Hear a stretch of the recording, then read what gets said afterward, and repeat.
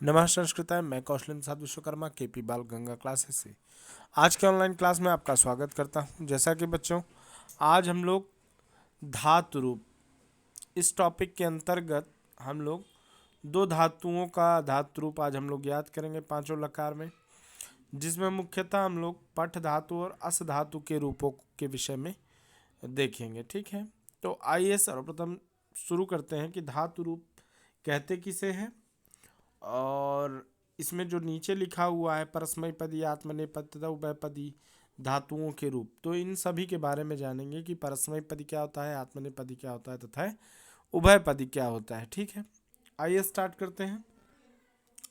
जैसा कि ऊपर लिखा हुआ है कि जिस शब्द के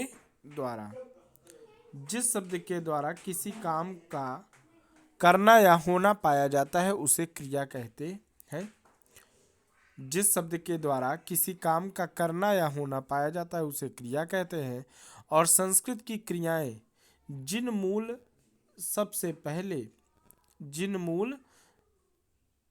रूपों से बनती हैं, अर्थात सबसे पहले जिनसे बनती हैं, उन्हें हम धातु कहते हैं।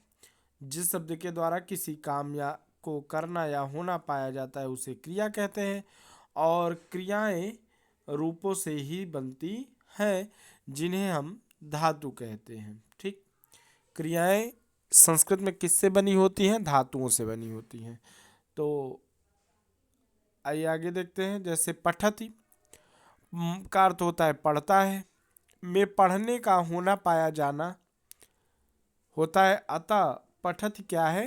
क्रिया है, और इसकी मूल धातु क्या है? पठ। पठ इसकी मूल धातु है। इसी तरह गच्छति पद है जिसका अर्थ होता है जाना, जिसमें मूल धातु क्या है? गम। तो इस तरह हम कह सकते हैं क्रिया के मूल रूप को ही हम धातु कहते हैं। क्रिया के मूल रूप को ही हम धातु कहते हैं, और उस मूल रूप से ही क्या करके परिवर्तन करके या रूप परिवर्तित करके हम क्या करते हैं? उसको विभिन्न लकारों में उसका प्रयोग करते हैं। ठीक है,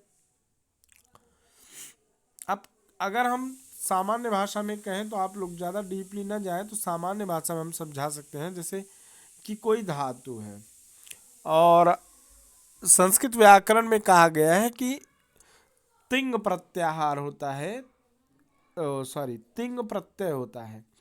तो तिंग प्रत्यय जब किसी भी धातु से जुड़ते हैं तो क्या हो जाता है? उसका रूप परिवर्तित होता है और वह धातु किसी रूप में परिवर्तित हो जाता है। ठीक है, तो इसके लिए हमें प्रत्यय का प्रयोग करना पड़ता है। तिंग प्रत्यय होता है, आप लोग ज़्यादा डीपली समझेंगे नहीं, वैसे वो प्रत्यय होते हैं तिप तझी सिप थस्था मिप वस मस, इस तरह चलता है। ठीक, तो इसी तरह इन प्रत्ययों का प्रयोग करके हम किसी धातु को रूप में परिवर्तित कर देते हैं, इसलिए बन जाता है धातु रूप। ठीक, क्या हो जाता है? धातु रूप हो जाता है। अब आइए जानते हैं धातु रूप का प्रयोग जो हम क्रिया के लिए करते हैं। तो अब क्रिया क्या होती है और क्रिया के कितने भेद होते हैं? तो जैसा क्रिया हमने पहले ही बता दिया कि किसी शब्द के द्वारा कार्य का होना या करना पाया जाता है, वही क्रिया कहलाती है। तो कर्म के अनुसार वैसे तो क्रिया के दो भेद बताए गए हैं। पहली क्रिया होती है सकर्मक क्रिया और दूसरी होती है अकर्मक क्रिया। अब हम समझेंगे कि सकर्मक क्रिया क्या होती है और अकर्मक क्रिया क्या होती है। तो सकर्मक क्रिया सर्वप्रथम समझेंगे, जिन क्रियाओं के व्यापार का फल कर्ता को छोड़कर किसी अन्य पर पड़ता है, कर्ता को छोड़कर किसी अन्य पर पड़ता है, उसे सकर्मक कहते हैं। क्रिया के आगे क्या अथवा किसको लगाने पर उत्तर में आने वाला शब्द क्या होता है? कर्म होता है। जैसे रामः पुस्तकम पठति, राम पुस्तक पढ़ता है, में पठति क्रिया का मूल क्या होता है? पुस्तक पर पढ़ रहा है। और अगर कहा जाए कि क्या पढ़ता है तो उत्तर में पुस्तक आता है, अतः पुस्तक क्या है? कर्म है, और पठति क्या है? सकर्मक क्रिया है। तो कुल मिला के कहा जाए कि जिस क्रिया के साथ कर्म होगा वह सकर्मक क्रिया, और जिस क्रिया के साथ कर्म नहीं होगा वो अकर्मक क्रिया होगी। आगे बढ़ते हैं। अब अकर्मक क्रिया किसे कहते हैं? जिन क्रियाओं का फल कर्ता पर नहीं पड़ता वे अकर्मक क्रियाएं कही जाती हैं। जैसे रामः सेते, राम सोता है।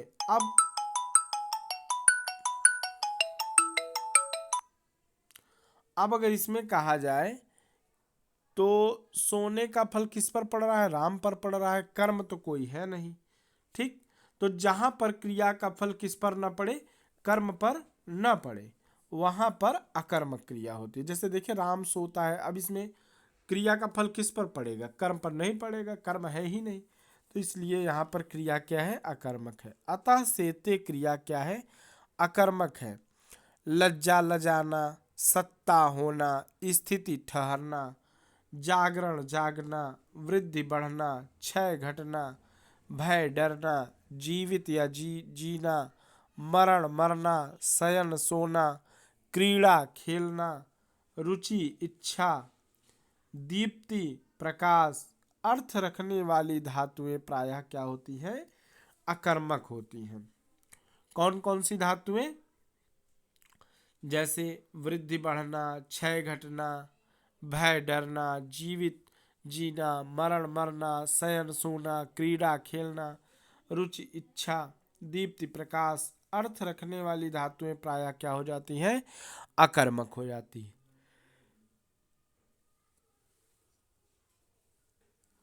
तो हम कह सकते हैं कि जिन क्रियाओं में या जिन क्रियाओं का फल कर्म पर नहीं पड़ता या कर्म होता ही नहीं, वहां पे अकर्मक क्रियाएं होती हैं, और जिन क्रियाओं का फल कर्म पर पड़ता है वह सकर्मक क्रियाएं होती हैं। अब आता है लकार कि लकार क्या होता है। हम लोगों ने धातु रूप जब चलाते हैं तो लकारों के माध्यम से चलाते हैं, लट लकार, लिट लकार, लंग लकार। ठीक, तो आइए अब जानते हैं लकार क्या होता है। तो जैसा कि लकार के बारे में बताया गया है कि प्रत्येक क्रिया किसी न किसी समय पर होती है। इस काल को या इस समय को सूचित करने के लिए संस्कृत में 10 लकारों की कल्पना की गई है। ये लकार हैं: लट लकार, लिट लकार, लंग लकार, लुंग लकार, लिट लकार, लोट लकार, लिंग लकार अर्थात विधिलिंग या एवं आरसी लिंग, लुट लकार, लिंग लकार, लेट लकार को तो कुल मिला के ये 10 लकार हो गए। ठीक, लट, लिट, लंग, लुंग, लिट, लोट, लुट, लिंग, लेट। ठीक, इस तरह 7 3 10 लकार हो गए। लेकिन पाठ्यक्रम के अनुसार यहाँ केवल 5 ही लकार, लट, लंग, लिट, लोट और विधिलिंग, इन्हीं 5 लकारों का विवेचन पुस्तक में किया गया है। तो केवल कुल मिला के हमें इन्हीं 5 लकारों पर विशेष ध्यान देना है। अब सबसे पहले हम जानेंगे कि लट लकार क्या होता है। लट लकार होता है वर्तमान काल। इसका प्रयोग वर्तमान काल में होने वाली किसी भी क्रिया कार्य को बताने के लिए होता है। जब किसी घटना को वर्तमान काल का सूचक बताया जाए या वर्तमान काल में होना बताया जाए तो वहां पर लट लकार का प्रयोग किया जाता है। किसमें? क्रिया में। ठीक है, क्योंकि धातुएं किसके लिए प्रयुक्त होती हैं? क्रियाओं के लिए। ठीक, जैसे सह पठति, वह पढ़ता है। सह पठति माने वह पढ़ता है। अब आगे हम लोग जानेंगे लिट लकार क्या होता है। लिट, जैसा कि देख पा रहे होंगे लिट लकार, लिट लकार का अर्थ होता है सामान्य भविष्यत काल, जिसका प्रयोग हम सामान्य भविष्य काल का बोध कराने के लिए करते हैं। ऐसी क्रियाओं में लिट लकार का प्रयोग किया जाता है, ऐसी धातुओं में लिट लकार का रूप हम चलाते हैं। जैसे सह गृहम गमिष्यति, वह घर जाएगा। सह माने वह, गृहम माने घर को, गमिष्यति माने जाएगा। तो लिट लकार होता है भविष्यत काल। ठीक है, इसका रूप गमिष्यति गमिष्यतः गमिष्यन्ति चलता है। अब आता है लंग लकार। जो क्रिया आज से पूर्व हो चुकी हो उसमें इस लकार का प्रयोग होता है। कहने का मतलब जो वर्तमान से भूत हो गया हो वह लकार लंग लकार कहलाता है। जैसे रामः गृहम अगच्छत, राम घर को गया या राम घर गया। रामः गृहम अगच्छत। अब हम लोग चौथे लकार लोट लकार के बारे में पढ़ेंगे। लोट लकार का प्रयोग आज्ञा, प्रार्थना, अनुमति, आशीर्वाद आदि अर्थों में प्रयोग किया जाता है। जैसे स्वगृहम गच्छ, अपने घर को जाओ। यहाँ क्या दिया जा रहा है? आज्ञा दी जा रही है। तो जहाँ आज्ञा दी जाए वहाँ पर लोट लकार में हम क्रिया का प्रयोग करते हैं धातु के माध्यम से। ठीक। अब आता है विधिलिंग लकार, जिसका सामान्यतया अर्थ चाहिए के अर्थ में हम लेते हैं। ऐसे लकार को विधिलिंग लकार कहा जाता है। जैसे सत्यम ब्रूयात, सत्य बोलना चाहिए। इसी अर्थ में चाहिए का भाव प्रकट करता है। सत्य बोलना चाहिए, सत्यम वद या सत्यम ब्रूयात। ठीक। इस तरह के जो वाक्य होंगे वहाँ पे अगर हम सत्यम वद कह दें तो फिर लोट लकार हो जाएगा, क्योंकि सत्य बोलो ऐसा मतलब आदेश दिया जा रहा है। और जब विधिलिंग लकार होगा तो वहाँ चाहिए का अर्थ देगा। अगर हम कह देंगे सत्यम ब्रूयात, सत्य बोलना चाहिए। तो आइए, हम लोगों ने लकार के बारे में बहुत अच्छे से समझ लिया। अब हम लोग कुछ धातुओं के रूप लट, लिट, लोट, लंग और विधिलिंग लकार में याद करते हैं। थोड़ा और जान लें कि परस्मैपदी, आत्मनेपदी और उभयपदी क्या होता है। तो पाठ्यक्रम के अनुसार इन लकारों में कुछ धातुओं के रूप यहाँ दिए जा रहे हैं। उन्हीं के अनुसार अनेक अन्य धातुओं के रूप चलाए जाते हैं। पद के अनुसार धातुएं या क्रियाएं तीन प्रकार की होती हैं। पहला परस्मैपदी, दूसरा आत्मनेपदी और तीसरा उभयपदी। इस प्रकार हम कह सकते हैं कि पद या क्रियाएं कितनी होती हैं? तीन प्रकार की होती हैं। ठीक। जिनके रूप भी तीन प्रकार से चलाए जाते हैं, जिसमें पहला परस्मैपदी, दूसरा आत्मनेपदी और तीसरा उभयपदी में रूप चलाया जाता है। अब परस्मैपदी क्या होता है? तो वाक्य में जिस धातु का फल कर्ता को न मिले, वाक्य में जिस धातु का फल किसको न मिले? कर्ता यानी कि सब्जेक्ट को न मिले बल्कि किसी दूसरे को मिले, उसे परस्मैपदी कहते हैं। ये एक तरीके से जिस तरह आप लोग का एक्टिव वॉइस पैसिव वॉइस होता है उसी तरह समझ लीजिए। तो जिस वाक्य में धातु या किसी भी क्रिया का फल क्या किसको मिले? कर्ता को न मिले बल्कि किसी दूसरे को मिले, ऐसे पदों को परस्मैपदी कहते हैं। ऐसे धातुओं के रूप को हम परस्मैपदी कहते हैं। जैसे मोहनः पठति, मोहन पढ़ता है।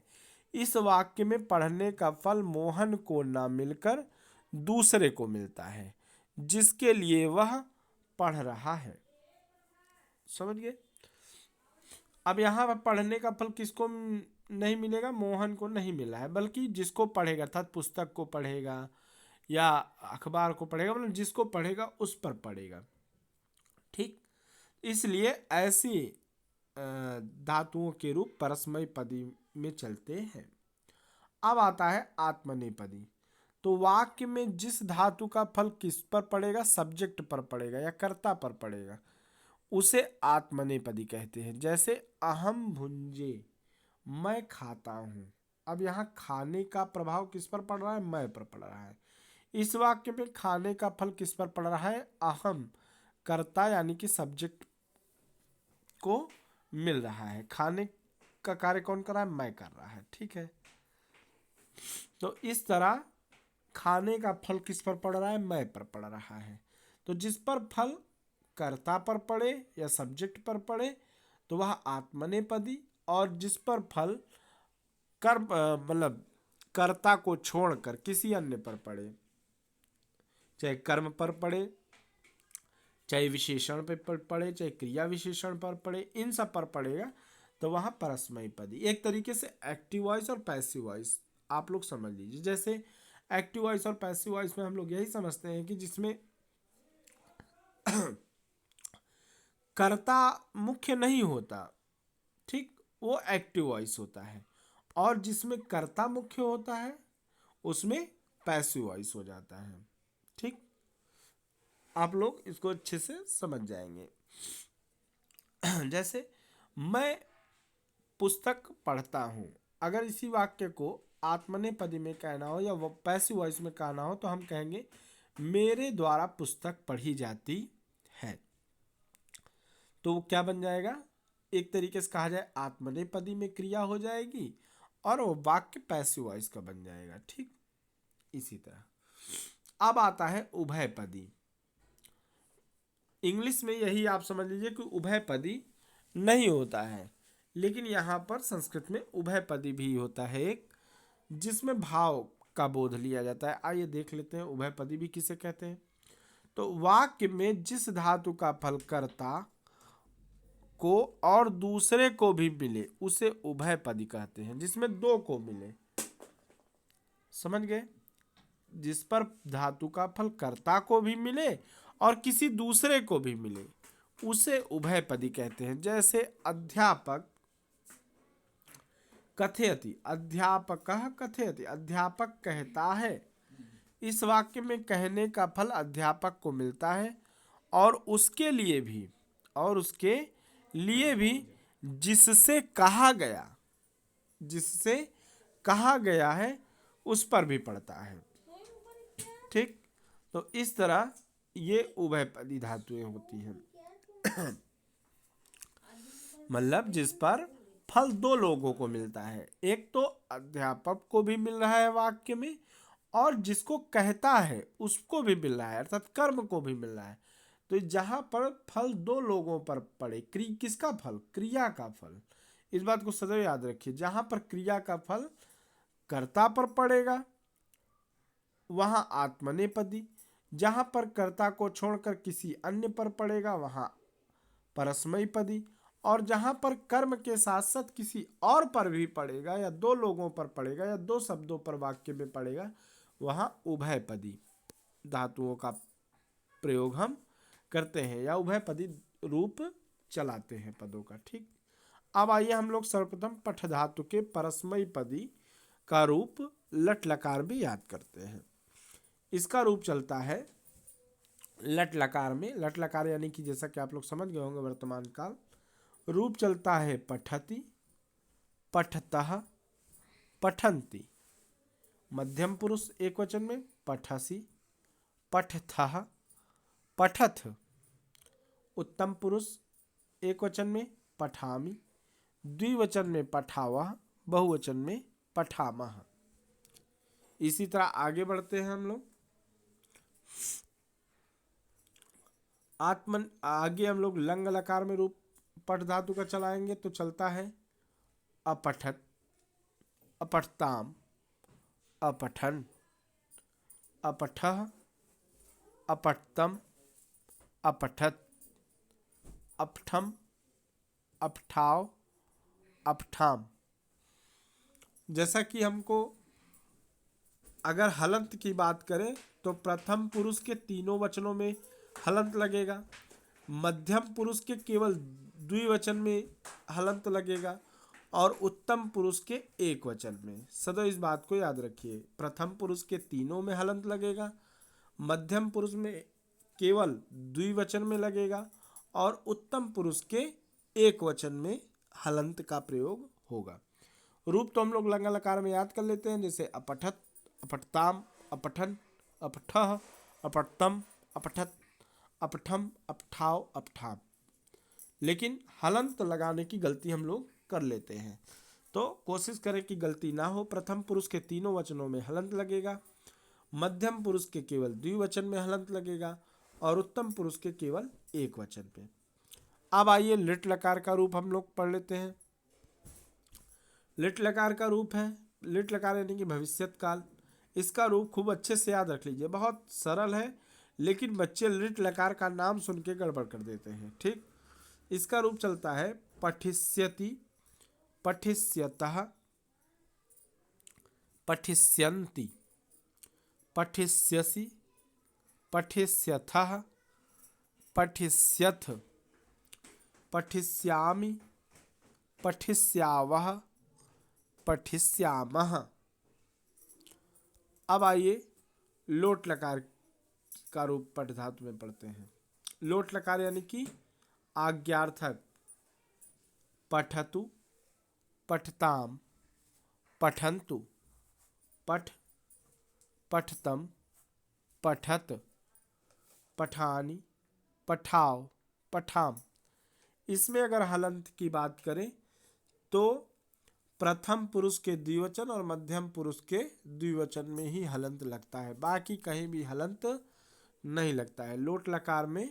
और कहीं भी हलंत का प्रयोग नहीं होता है, केवल मध्यम पुरुष के एक वचन और द्विवचन में ही प्रयुक्त किया जाता है, प्रथम पुरुष के द्विवचन और मध्यम पुरुष के द्विवचन में। ठीक, अब आइए विधिलिंग लकार का रूप हम लोग पढ़ लेते हैं। विधिलिंग लकार का रूप होगा पठेत, पठेताम, पठेयुः, पठेः, पठेतम, पठेत, पठेयम, पठेय, पठेम। इसमें केवल प्रथम पुरुष एक वचन और द्विवचन में, मध्यम पुरुष के केवल द्विवचन में और उत्तम पुरुष एक वचन में केवल, बस। ठीक, तो कुल मिला के इसमें 4 जगह हलंत लगना है, प्रथम पुरुष के द्विवचन में, प्रथम पुरुष के मध्यम पुरुष के द्विवचन में और उत्तम पुरुष के एक वचन में। प्रथम पुरुष के एक वचन द्विवचन दोनों में, मध्यम पुरुष के केवल द्विवचन में और उत्तम पुरुष के केवल एक वचन में। ठीक, तो आज की क्लास में हम लोगों ने पठ धातु का रूप पढ़ा। अब हम लोगों को इसी से मिलता जुलता आप लोगों को अभ्यास के लिए हम अस धातु का रूप दे रहे हैं, क्योंकि अस धातु का रूप भी बड़ा इम्पॉर्टेंट है। इसका थोड़ा अलग तरीके से रूप चलता है, इसलिए आप लोग अवश्य इसको पढ़ लीजिएगा। इसका रूप अस्ति अस्तः संति चलता है, असि अस्थः हस्त, अश्मि अश्वः अश्मः, ऐसा रूप चलता है। ठीक, और लंग लकार में आसीत आस्ताम आसन, आसी आस्तम आस्त, आसम आस्व आश्म। और लिट लकार में भविष्यति भविष्यतः भविष्यन्ति, भविष्यसि भविष्यथः भविष्यत, भविष्यामि भविष्यावः भविष्यामः। लोट लकार में अस्तु अस्ताम सन्तु, एधि अस्तम अस्त, असानि असाव अशाम। विधिलिंग लकार में स्यात् स्याताम स्युः, स्याः स्यातम स्यात्, श्याम स्याव श्याम। ठीक, इसी तरह अगर हम गम धातु की बात करें जिसका अर्थ होता है गच्छ जाना, तो इसमें भी पांचों लकार में हम लोग रूप याद कर लेंगे। लट लकार में गच्छति गच्छतः गच्छन्ति, गच्छसि गच्छथः गच्छत, गच्छामि गच्छाव गच्छावः गच्छामः रूप चलता है। लंग लकार में अगच्छत अगच्छताम अगच्छन, अगच्छः अगच्छतम अगच्छत, अगच्छम अगच्छाव अगच्छाम। लिट लकार भविष्यत काल में गमिष्यति गमिष्यतः गमिष्यन्ति, गमिष्यसि गमिष्यथः गमिष्यत, गमिष्यामि गमिष्यावः गमिष्यामः। लोट लकार में गच्छतु गच्छताम गच्छन्तु, गच्छ गच्छतम गच्छत, गच्छानि गच्छाव गच्छाम। और विधिलिंग लकार में गच्छेत गच्छेताम गच्छेयुः, गच्छेह गच्छेतम गच्छेत, गच्छेयम गच्छेयो गच्छेम। तो इस तरह सभी का रूप लगभग सेम ही होता है, बस धातु रूप के हिसाब से उसके रूप में परिवर्तन हो जाता है। बाकी तरीका एक ही जैसा होता है, क्योंकि एक ही प्रकार के प्रत्यय का प्रयोग किया जाता है सभी प्रकार के धातुओं में। तो आप लोग पठ धातु का रूप अच्छे से तैयार कर लीजिएगा। और एक बार यदि आप एक धातु रूप परस्मैपदी में अच्छे से तैयार कर लेंगे पांचों लकार में, तो आगे आपको सभी धातुओं के रूप याद करने में बड़ी ही सरलता का अनुभव होगा। इसलिए आज की क्लास यहीं पे समाप्त होती है। आशा करता हूँ कि आज की क्लास में पढ़ाया गया धातु रूप आपको अच्छे से समझ में आया हो। क्लास थोड़ा लंबी हो जाती है, इसीलिए बात को बहुत ही संक्षिप्त रूप से बताना पड़ता है। ज़्यादा विस्तार बताने में जो है समय ज़्यादा ना चला जाए, इसलिए जो है कोशिश यही रहती है कि कम समय में ज़्यादा से ज़्यादा बातें बताई जाए। तो आशा करता हूँ कि आज की क्लास में पढ़ाया गया टॉपिक आपको अच्छे समझ में आएगा। लिख कर इसका अभ्यास करें, साथ ही जो चीज़ें न समझ में आए कमेंट में अवश्य लिख कर भेजें। इसी के साथ आज की क्लास यहीं पर समाप्त होती है। शुभम संस्कृतम, नमः संस्कृताय।